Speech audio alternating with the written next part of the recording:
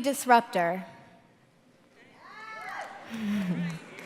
I am a self-esteem advocate, but more than anything, I am a woman who's fed up with linear beauty standards.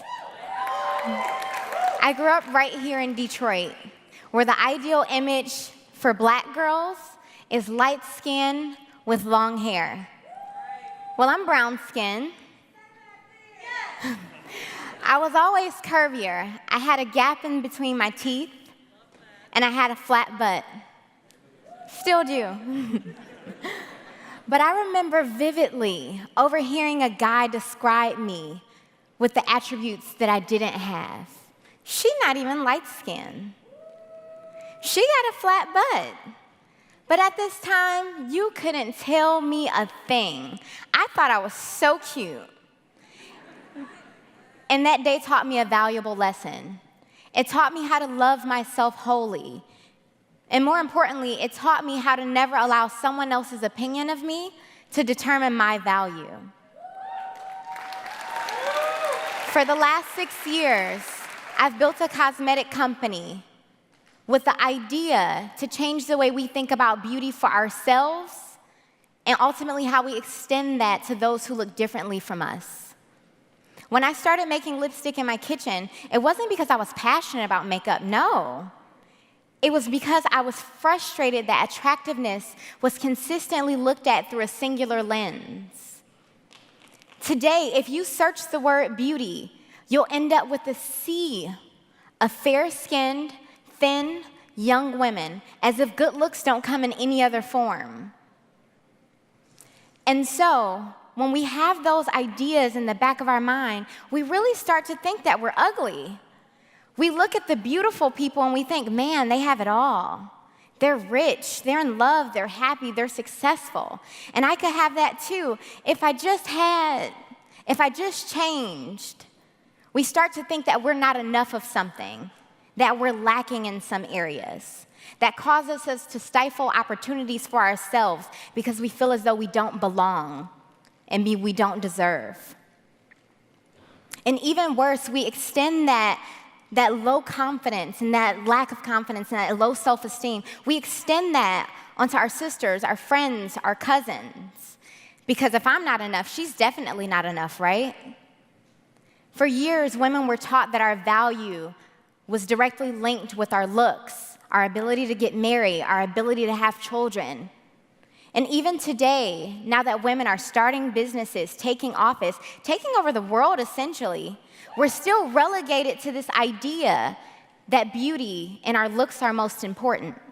We see this in every industry, from Serena dominating on the tennis court, to Hillary running for president, all the way down to Louisiana, where a little girl wasn't permitted to go to school because of her braided hairstyle. Now, braids have always been a long-standing part of African and African-American beauty culture. And just because you don't practice it doesn't mean that you can't accept or respect it. And I don't know about you, but the last time I checked, my hairstyle didn't prevent me from learning. The tutu that I wear on the tennis court doesn't prevent me from winning a Grand Slam. And the color suit that I wear, it certainly doesn't make me ill-equipped to run a country. But what's attractiveness anyway? And shouldn't it be subjective? Well, yes and no. What's attractive has become a popularized understanding of our cultural footprint. What we as individuals believe is attractive is directly stemmed from our environment. That's why men really just want to marry women just like their moms. And as much as we want to hate them for it, they can't help it. That's their first perspective of what beauty and love is. Like if I were to grow up in Ghana, I would value my thick thighs a lot more than I do having grown up in the US. And while the world is becoming more interconnected than ever, we're seeing that the global standard of beauty is quickly becoming the Western standard of beauty. So much so that in countries like South Africa or China, where the population is largely people of color, white women are still at the forefront of these commercial campaigns. So it doesn't surprise me to hear that 70% of women in Lagos, Nigeria, bleach their skin. even though skin bleaching has been linked to cancer. What that tells me is that $10 billion industry is being upheld by this idea that beauty is linear. Those women are just trying to get ahead. This idea leaves plus-size women feeling invalid, mature women feeling as though they age out of their beauty beyond their childbearing years, and ethnic women feeling unwanted. And don't get me wrong, while it impacts women the most, it's not only us who suffer. Most male CEOs of Fortune 500 companies are taller than average because height is linked to attractiveness and power. This is a multi-generational, gender-neutral issue. Our children are growing up not valuing themselves and certainly not being able to extend that love and acceptance onto their peers. Those children grow up with low self-esteem and end up being consumers of weight loss fads, of plastic surgery. Have you guys noticed the plastic surgery trend? Surgery on your butt and thigh is up 4,200% since the year 2000. How crazy is that? And so it makes me think back to when I was a little girl and I thought about me not having a butt.